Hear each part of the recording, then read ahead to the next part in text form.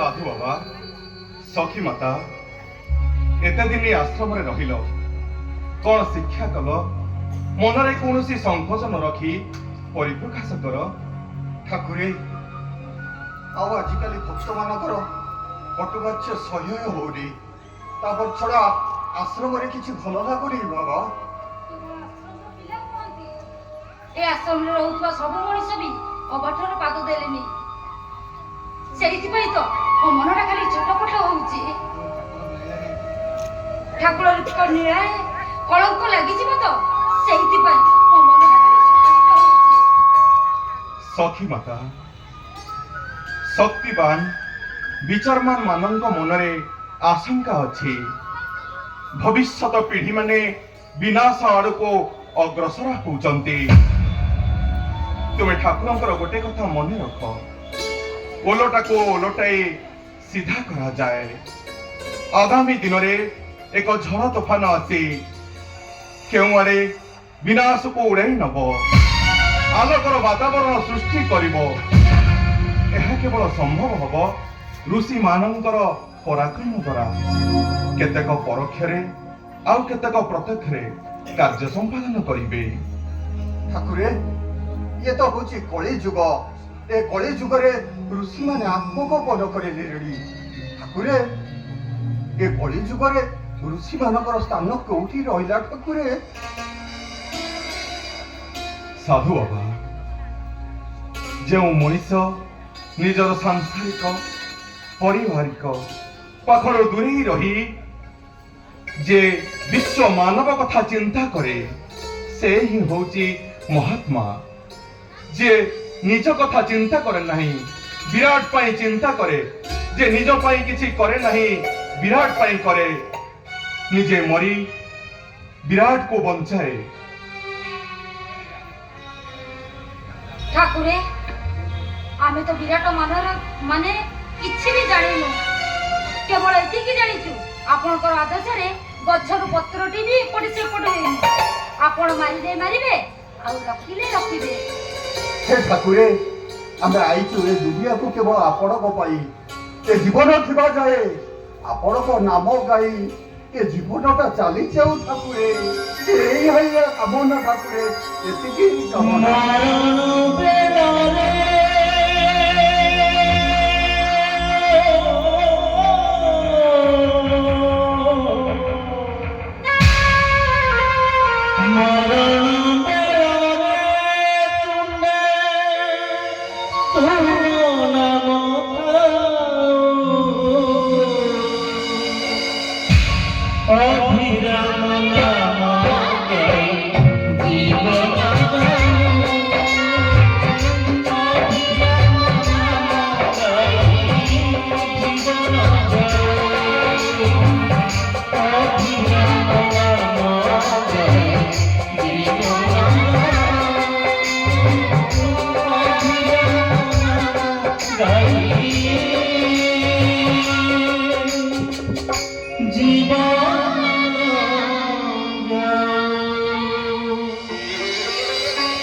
साधु बाबा सखी माता से दिन महाभारत युद्धर दिन धार्य हो सारी था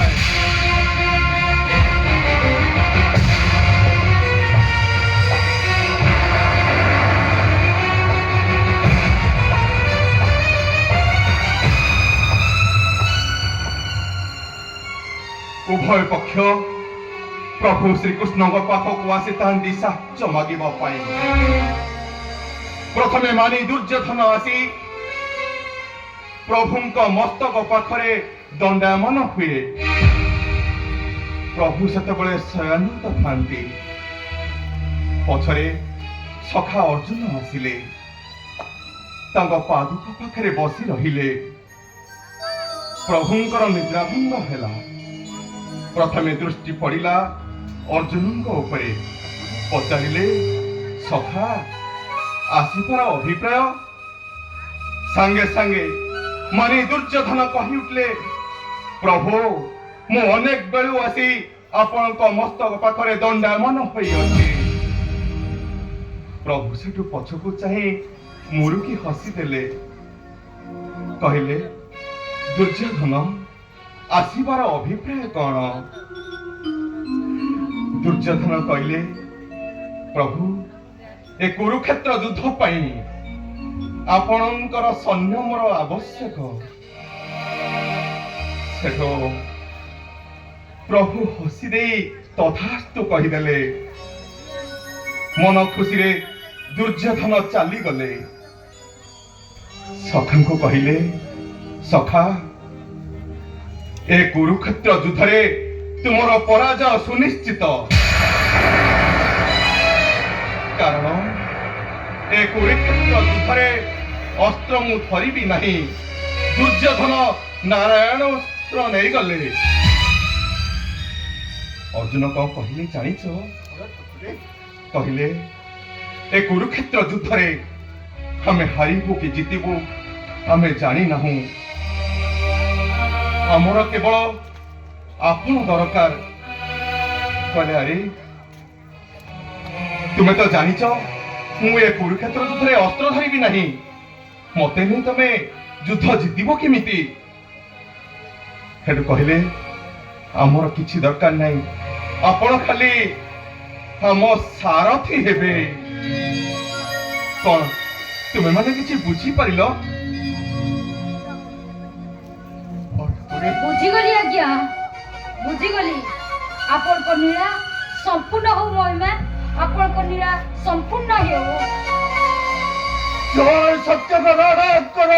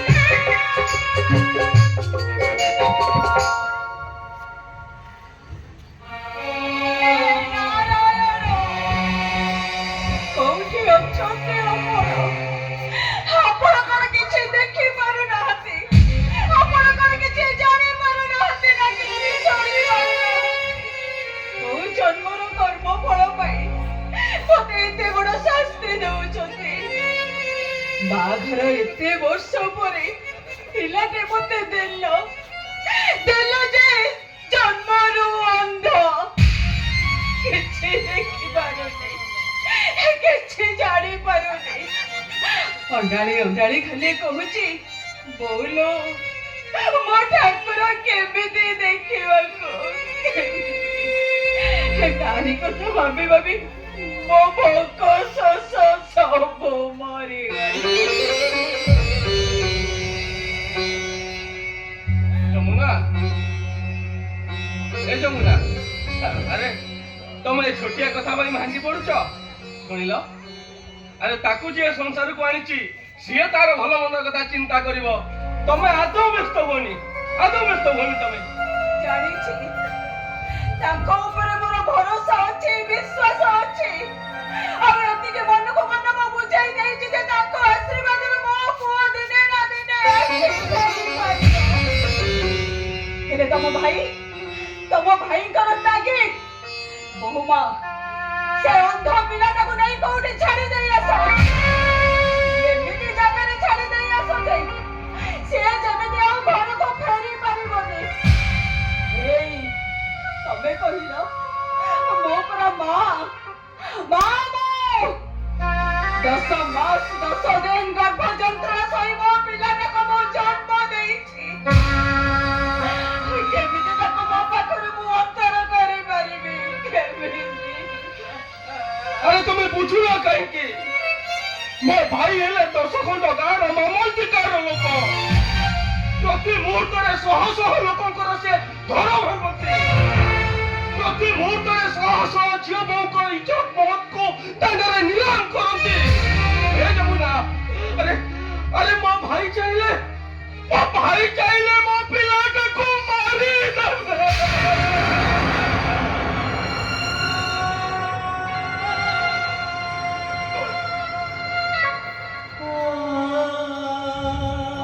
ମୁଁ କେବଳ ପ୍ରତି ମୁହୂର୍ତ୍ତରେ ଏହି ଆଶଙ୍କାରେ ଛଟପଟ ହେଇ ପଡୁଛି। ଆରେ କାହିଁକି? ଯମୁନା, ମୁଁ କଣ କହୁଛି କି ଏଠି ରହିକି ପିଲାଟା ମରିବା ଅପେକ୍ଷା ମୁଁ ତାକୁ ନେଇ କୋଉ ଅଜଣା ଜାଗାରେ ଛାଡି ଦେଇ ଆସେ। ଆରେ କାହିଁକି ନେଇ କୋଉ ଅଜଣା ଜାଗାରେ ଛାଡି ଦେଇ ଆସିବ? ତମ ଭାଇର ଏ ଘରେ ଯେତିକି ଅଧିକାର ଅଛି, ତମର ବି ଏ ଘରେ ସେତିକି ଅଧିକାର ଅଛି। ଆଉ ତମ ପୁଅ ହିସାବରେ ତାହାର ଘରେ ଏ ଘରେ କିଛି ଅଧିକାର ନାହିଁ। ଅଛି, ଅଧିକାର ଅଛି। ଆଲୋ, କିଏ ମନା କରୁଛି ଅଧିକାର ନାହିଁ ବୋଲି? ଏ ଯମୁନା, ଆଲୋ ଏଇଟା ପରା କଳି ଯୁଗ। ଏ କଳି ଯୁଗରେ ଦୁର୍ବଳ ଉପରେ ସବଳର ଅତ୍ୟାଚାରଟା ଯେମିତି ଦିନକୁ ଦିନ ବଢିବାରେ ଲାଗିଛି। ଦୁର୍ବଳ ମଣିଷଟା ଏ ସମାଜରେ ଯେମିତି କଥା କହିବାର ଅଧିକାର ତାକୁ ହରେଇ ବସିଛି। ଏ ଯମୁନା, ଆଲୋ ପାଟି ଖୋଲିଲେ ପରା ଠେଙ୍ଗା ବାହାର। କଣ କହିଲ? ତୁ କହିଲୁ ଆମ ପିଠିରେ କିଏ ପଡିବ? ତୁ କହ। ଆରେ ମୁଁ ପଚାରୁଛି ତମକୁ, କିଏ ତମକୁ ଠେଙ୍ଗାରେ ବାହାର ଦବ? କିଏ ତମକୁ ଠେଙ୍ଗାରେ ବାହାରିବ? କିଏ? ମୁଁ ଦେବି। ମୁଁ ଠେଙ୍ଗାର ପ୍ରହାର ଦେବି। ସାନ ବୋହୂ,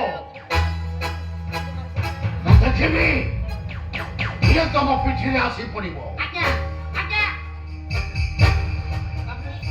ମୁଁ ଥାଉ ଆପଣ କାହିଁକି ଘୋକ୍ଷା କାମରା କରିବେ? କାହିଁକି କରିବେ? ଗାଁ ସାହି ପଡ଼ିଶାର ଲୋକମାନେ କଣ କହିବେ? ଜାଣିଶୁଣିକୁ ଭାଇ ବୋଉ ଛୁଇଁଲା କିଏ ଘୋକ୍ଷା କାମରା ଆପଣ କରୁଥିଲେ?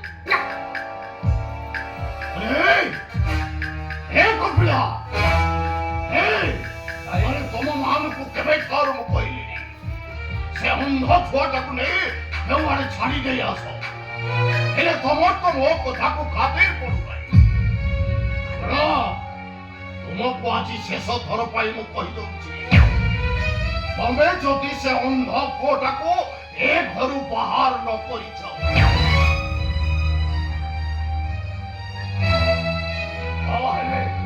ତାହେଲେ ତମ ସମସ୍ତଙ୍କୁ ଏ ଘରୁ ମୁଁ ବାଡ଼େଇ ବାହାର କରିଦେବି।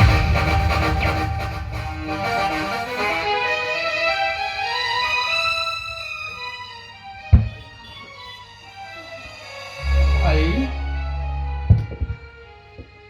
ତମେ ପରା ମୋ ବଡ ଭାଇ। ଏ ଭାଇ, ପିଲାଟି ଦିନରୁ ମୋ ବାପ ମା ସମସ୍ତଙ୍କୁ ହରେଇଛି। ଏ ଭାଇ, ତମେ ହଉଛ ମୋ ବାପ ଆଉ ତମେ ହଉଛ ମୋ ମା। ହେଲେ ଆଜି ମୋ ଛୁଆଟା ଅନ୍ଧ ବୋଲି ତମେ କହୁଛ ମୁଁ ତାକୁ ନେଇ କହୁ ଅଜାଣା ଜାଗାରେ ଛାଡି ଦେଇ ଆସିବି? ପାରିବିନି ଭାଇ, ମୋ ପୁଅ ବିନା ବଞ୍ଚି ପାରିବିନି।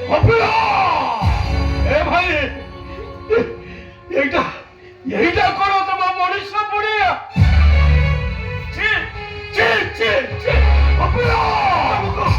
তোমাকে ভাই বলে ডাকিবা তো মধ্যে ঘোড়া লাগুছে।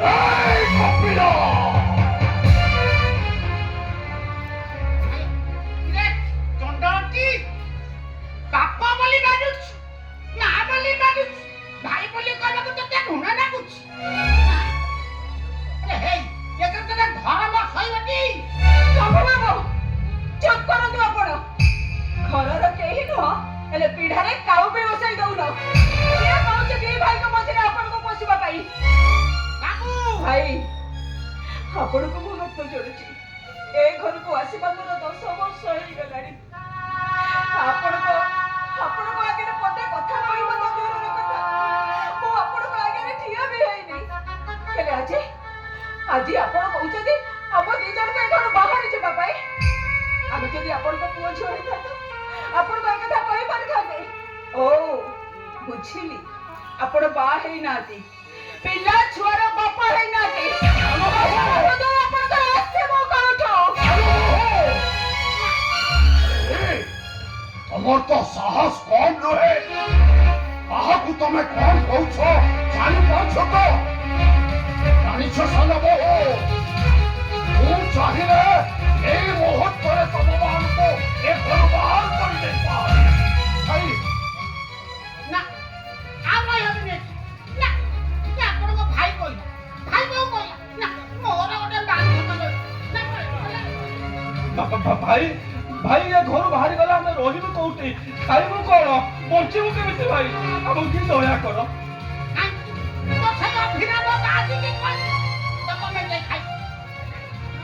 ସବୁ ବାବୁ, ମୁଁ ଆପଣଙ୍କୁ ବାରମ୍ବାର କହୁଛି ଆପଣ ଆମ ଘର ଭିତରେ ମୁଣ୍ଡ ପୁରାନ୍ତୁନି। ଆପଣ ହଉଛନ୍ତି ଜଣେ ତୃତୀୟ ପୁରୁଷ ମାନେ ବାହାରର ଲୋକ। ଧର୍ମ ସହିବନି, ଧର୍ମ ଆପଣଙ୍କୁ କେବେ ବି ସହିବନି। ଇଏ ବାହାର ଲୋକ, କାହାକୁ ତୁମେ ବାହାର ଲୋକ ବୋଲି କହୁଛ? ଆରେ ଶମ୍ଭୁନାଥ ହେଉଛି ମୋର ଅତି ଘନିଷ୍ଠ ଲୋକ। ବାହାଯାଏ ଘରୁ। ନାଇଁ ଭାଇ, ଭାଇ ମତେ ଟିକେ ଦୟା କର ଭାଇ, ଆମେ ଗଲେ ରହିବୁ କୋଉଠି? ଭାଇ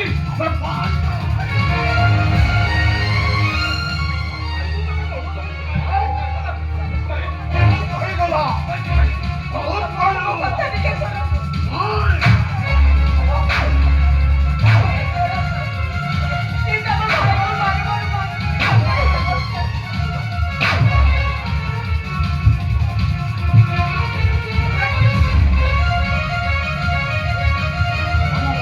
ମୁହଁ ଚାହିଁବାକୁ ମୋର ଆଉ ଇଚ୍ଛା ନାହିଁ।